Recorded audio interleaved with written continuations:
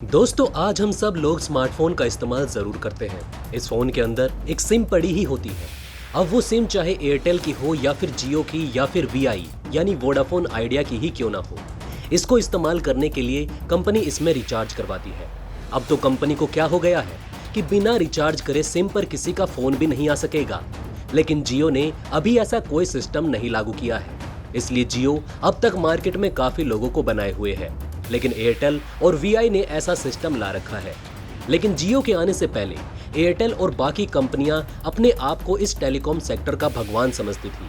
मेरे सिवा कोई दूसरा नहीं है, मैं जितना पैसा रखूंगी तुमको रिचार्ज करवाना पड़ेगा।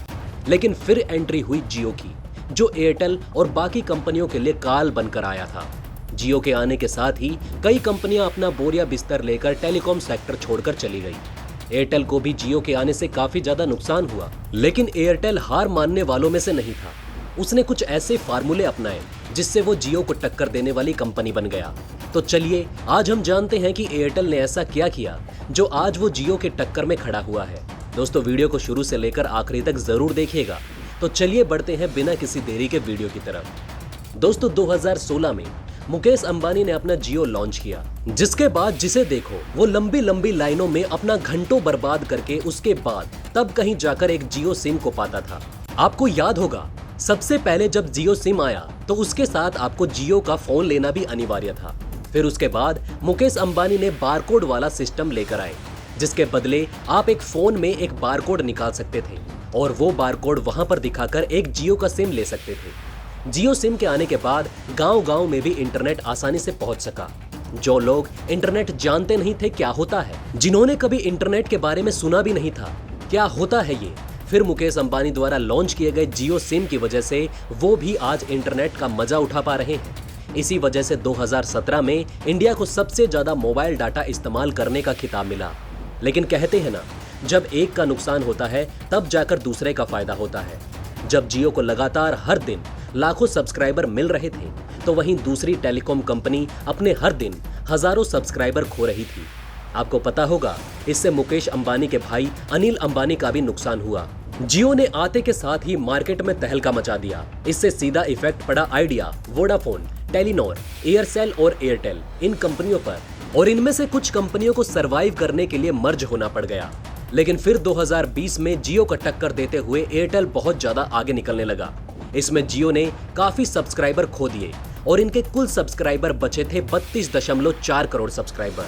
वहीं एयरटेल की बात करें तो उसके कुल सब्सक्राइबर 34 करोड़ हो गए थे।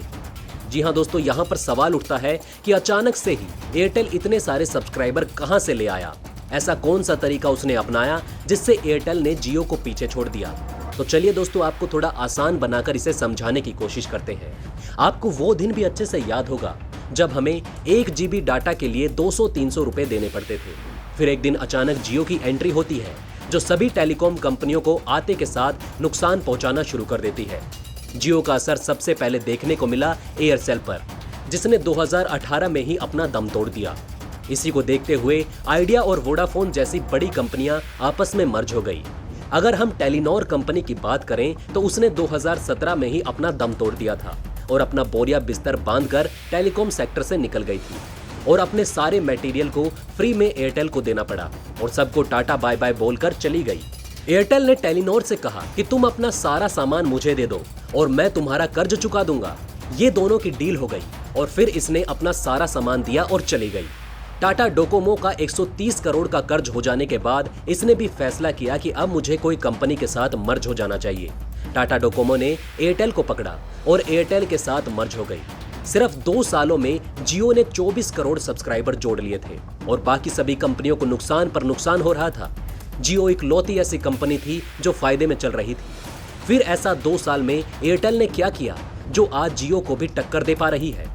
दरअसल दोस्तों सबसे पहले एयरटेल ने प्रोडक्ट सर्विस इकोसिस्टम को लॉन्च किया। अगर आप देखेंगे जियो और एयरटेल ये टेलीकॉम की ऐसी कंपनियां हैं जो अपने टेलीकॉम सेक्टर में आपकी जिंदगी के अंदर घुसना चाहती हैं, आपकी जरूरत बनकर रहना चाहती हैं, जिससे कंपनी का लगातार फायदा हो सके। इस तरीके को प्रोडक्ट सर्विस इकोसिस्टम कहते हैं। जियो और एयरटेल ऐसा ही तरीका अपना रहे थे। ये लोगों की ऐसी आदतें बन जाएं कि लोग इसे छोड़ ना सके। लेकिन जैसा कि आपको पता होगा जियो के आने से पहले एयरटेल अपनी सर्विस फ्री प्रोवाइड नहीं कर रहा था। लेकिन जियो को देखते हुए एयरटेल ने भी मार्केट में बने रहने के लिए जियो की तरह अपने प्लान लाने शुरू कर दिए और साथ ही साथ एयरटेल नेटफ्लिक्स, अमेज़न और होलू जैसे डिजिटल प्लेटफॉर्म का सब्सक्रिप्शन भी अपने रिचार्ज के साथ देना शुरू कर दिया। जैसा कि दोस्तों आपको पता होगा, 2017 से ही एयरटेल ने अपने ब्रॉडबैंड कनेक्शन के पैर पसार दिए थे। लॉकडाउन से पहले एयरटेल के 21 लाख घरों में ब्रॉडबैंड कनेक्शन थे, लेकिन फिर होता है लॉकडाउन का सिलसिला चालू। इस लॉकडाउन में एयरटेल को जमीन से आसमान पर पहुंचा दिया। लॉकडाउन की वजह से हर काम ऑनलाइन हो रहे थे और एयरटेल ब्रॉडबैंड के जरिए हाई स्पीड इंटरनेट प्रोवाइड करवा रहा था, तो लोगों ने इसे लगवा लिया। एयरटेल ने हर छोटी बड़ी जगह अपनी केबल लाइन बिछानी शुरू कर दी और एयरटेल के वाईफाई ब्रॉडबैंड के साथ एयरटेल डिश टीवी को भी फ्री में देने लगा। एक चीज ये भी हो सकती है जिसने एयरटेल को इतनी ऊंचाई पर पहुंचाया। दोस्तों, आपसे अगर हम एक सवाल पूछें तो आप इसका जवाब क्या देंगे? जाहिर सी बात है, अगर आपसे पूछा जाए कि आपने जियो का सिम क्यों खरीदा था, तो आप बोलेंगे फ्री डाटा और कॉलिंग के लिए। लेकिन शुरू में जियो ने फ्री डाटा और कॉलिंग दिया, लेकिन बाद में इसमें चार्ज लगाना शुरू कर दिया। लेकिन फिर भी हम रिचार्ज करवा करवा कर जियो का इस्तेमाल करते रहे, क्योंकि ये दूसरी कंपनियों के मुकाबले काफी सस्ता था। फिर जैसे जैसे प्लान की कीमत बढ़ती और सर्विस इसकी कम होती गई, जो अनलिमिटेड इंटरनेट था उसकी भी सीमा लगा दी गई, जो कि 1.5 GB प्रतिदिन की थी। जो फ्री अनलिमिटेड कॉलिंग थी वो भी लिमिटेड कॉलिंग हो गई। लेकिन फिर लोग जियो के खराब नेटवर्क की कंप्लेंट करके अपना सिम कार्ड दूसरी कंपनियों में पोर्ट करवाने लगे। लेकिन एयरटेल वहीं पर दूसरी चाल चल रहा था। वो अपने नेटवर्क को स्ट्रॉन्ग करके अपने प्लान को कम करता हुआ चला जा रहा था और सर्विस ज्यादा प्रोवाइड कर रहा था। लेकिन कुछ समय बाद फिर से जियो आगे आ गया। अगर हम मार्च और अप्रैल 2021 की बात करें तो इस समय जियो ने लगभग 1.2 करोड़ सब्सक्राइबर अपने नेटवर्क से जोड़े थे। अगर हम एयरटेल की बात करें तो उसने सिर्फ और सिर्फ 50 लाख सब्सक्राइबर जोड़े थे। जैसा कि आपको पता होगा, जनवरी 2021 में एयरटेल ने अपने 5G नेटवर्क को लॉन्च किया और इंडिया की पहली 5G कंपनी बन गया, जिसने अपने नेटवर्क को हैदराबाद में लॉन्च किया। उन्होंने यही काम मुंबई और गुरुग्राम में भी किया, जहां पर एयरटेल के 5G की स्पीड 1000 Mbps थी। और अब एयरटेल दुनिया के सबसे बड़े माइक्रो प्रोसेसर इंटेल के साथ पार्टनरशिप करके इंडिया में जल्द से जल्द 5G नेटवर्क लाने की कोशिश कर रहा है। अगर हम एयरटेल की माने तो एयरटेल का कहना है कि वो 2022 जनवरी तक इंडिया के बड़े बड़े शहरों में 5G नेटवर्क लेकर आ जाएगा।